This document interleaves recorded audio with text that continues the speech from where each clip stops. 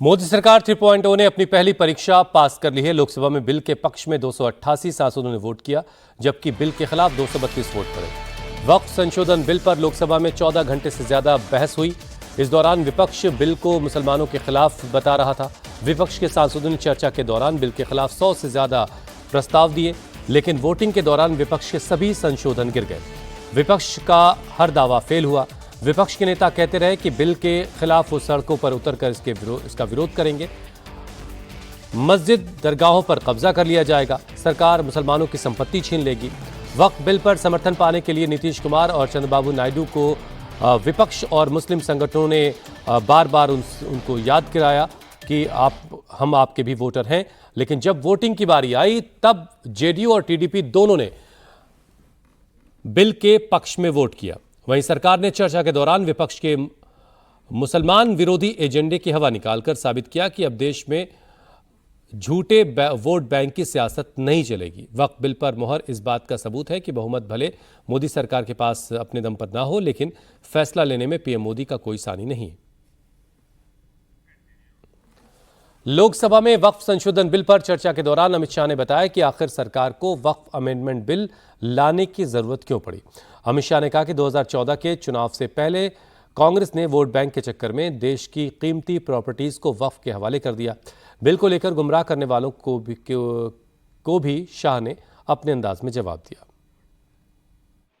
Delhi Lutyens की 123 VVIP संपत्ति कांग्रेस सरकार ने जब चुनाव मुहाने पर थे, 25 दिन दूर था, वक्फ को देने का काम कर दिया।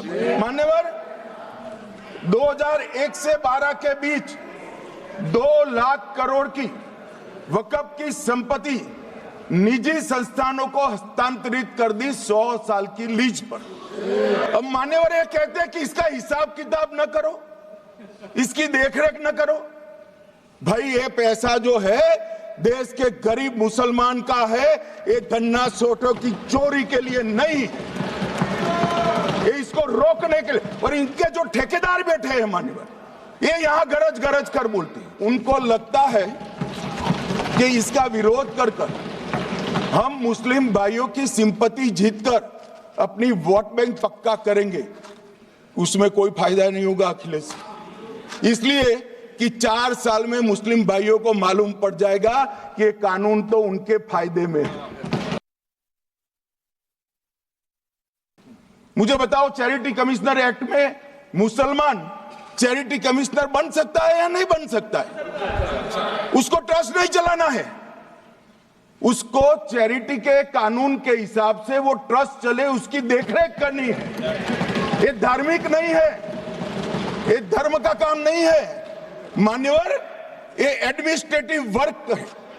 और इसलिए तो फिर चैरिटी कमिश्नर हिंदू होगा तो वो क्रिश्चियनों के ट्रस्ट का कैसे देखरेख करेगा? चैरिटी कमिश्नर क्रिश्चियन होगा तो जैनियों के और हिंदुओं के ट्रस्ट का कैसे देखरेख करेगा? अब बताओ कि सारे ट्रस्ट के चैरिटी कमिश्नर अलग अलग देश तोड़ दोगे आप लोग, तोड़ दोगे। हमने साहब, मैं अभी भी आपके माध्यम से, इस सदन के माध्यम से देश भर के मुसलमान भाइयों बहनों को कहना चाहता हूं, आपके वक्फ में एक भी नॉन मुस्लिम नहीं आएगा। ये एक्ट में ऐसा कोई प्रावधान नहीं। मगर जो वक्फ बोर्ड है और वक्फ परिषद है, उसका काम क्या है? वक्फ की संपत्तियां मान्यवर बेच खाने वाले लोगों को पकड़कर इसके बाहर निकालने का। वक्फ के नाम पर औने पौने दाम में संपत्तियों को 100 साल तक किराए पे देने वाले लोगों को पकड़ना है। वक्फ का जो पैसा होता है, इनकम जो गिरती जा रही है, जिसके माध्यम से माइनॉरिटी का विकास करना है, माइनॉरिटी को आगे बढ़ाना है, इस्लाम धर्म की सारी धार्मिक संस्थाओं को पुख्ता करना है। ये पैसा जो चोरी होता है ना, उसको पकड़ने का काम वक्फ बोर्ड, वक्फ परिषद करे। और मान्यवर, वो चाहते हैं कि इनके राज में जो मिली भगत चली वो चलती रहे। ये नहीं चलेगी, ये नहीं चलेगी। और मान्यवर, यहां एक सदस्य ने तो कह दिया, एक सदस्य ने कह दिया माइनॉरिटी इस कानून को स्वीकार नहीं करेगी। क्या धमकाना चाहते हो भाई? संसद का कानून है, सबको स्वीकार करना पड़ेगा। स्वीकार नहीं करेंगे मतलब क्या है? कैसे बोल सकते हैं कोई हम कानून को स्वीकार नहीं करेंगे? ये कानून भारत सरकार का है, हर एक पर बंधन करता होगा और इसको स्वीकार करना पड़ेगा। वक्त पर चर्चा के दौरान कांग्रेस सांसद इमरान मसूद ने एक एक पॉइंट पर सवाल खड़ा करते हुए सरकार को घेरने की कोशिश की। उन्हें जवाब देते हुए जगदम्बिका पाल ने बताया कि कैसे कांग्रेस ने वक्फ को सरकारी जमीन देने की साजिश की। सभापति महोदय, 2005-06 में विभिन्न राज्य के बोर्डों द्वारा सच्चर कमेटी के समक्ष ये कहा गया, दिल्ली में 316, राजस्थान में 60, कर्नाटक में 42, मध्य प्रदेश में 53, उत्तर प्रदेश में 60, उड़ीसा में 53 ऐसी प्रॉपर्टी हैं जिनके ऊपर सरकार के कब्जा किया हुआ है। इसके बाद जब ये लागू हो जाएगा तो इसके ऊपर से वक्फ का अधिकार खत्म हो जाएगा।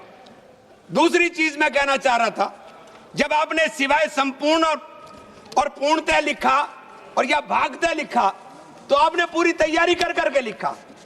उत्तर प्रदेश इसका सबसे बड़ा उदाहरण है। उत्तर प्रदेश में 11,400 हेक्टेयर लैंड वक्फ की, 14,000 हेक्टेयर में से 14,500 में से 11,500 हेक्टेयर लैंड को सरकारी घोषित कर दिया गया है। 78% लैंड को सरकारी बता दिया गया है। और सरकारी लैंड कौन सी है? उसमें इमामबाड़ा है, उसमें प्राचीन मस्जिदें हैं, उसमें 500-500 साल के पुराने कब्रिस्तान हैं, उसमें ईदगाहें हैं, गांव-गांव के अंदर बनी हुई मसाजिद हैं। और आप कह रहे हैं कि आपने वक्फ बाय यूजर खत्म करा दिया। ये इतना बड़ा हथियार दे दिया कि आप जाइए लड़ते रहिए। अगर कोई सरकार किसी जमीन का अधिग्रहण कर ले तो फिर उस जमीन को डीनोटिफाई करके किसी को दे नहीं सकती है। यह पहली बार कांग्रेस सरकार ने डीनोटिफाई करके देने का काम किया है। मैं पूछना चाहता हूं, अगर आपके पास डॉक्यूमेंट नहीं है, मैं पूछना चाहता हूं कि अगर डॉक्यूमेंट नहीं है, हमारे जेपीसी के मेंबर लोग बैठे हुए, मैं पूछना चाहता हूं, ये तुष्टीकरण नहीं तो और क्या था? 1911 की जो ब्रिटिशर्स ने जमीन लिया, बैठ जाइए लाल जी, सुन लीजिए पूरी बात, आपको स्पष्ट हो जाए। 1911 में जो जमीन अंग्रेजों ने, ब्रिटिशर्स ने एक्वायर किया राजधानी के लिए, 1911 के बाद 1970 में दिल्ली के वक्फ बोर्ड ने कहा, जो 1911 की ब्रिटिशर्स की जमीन एक्वायर थी, कि यह वक्फ बोर्ड की है। 1970 में तो वो जो सेक्शन 40 की बात हो रही है, ये शायद देश में नहीं दुनिया में किसी को अधिकार नहीं होगा कि जो ब्रिटिश एक्वायर करके कंपनसेशन दे गए हो उसको 57 सालों के बाद वक्फ बोर्ड कह दे ये वक्फ की जमीन है, और उसके बाद ये कह रहे हैं हमें मिल नहीं रही वैसी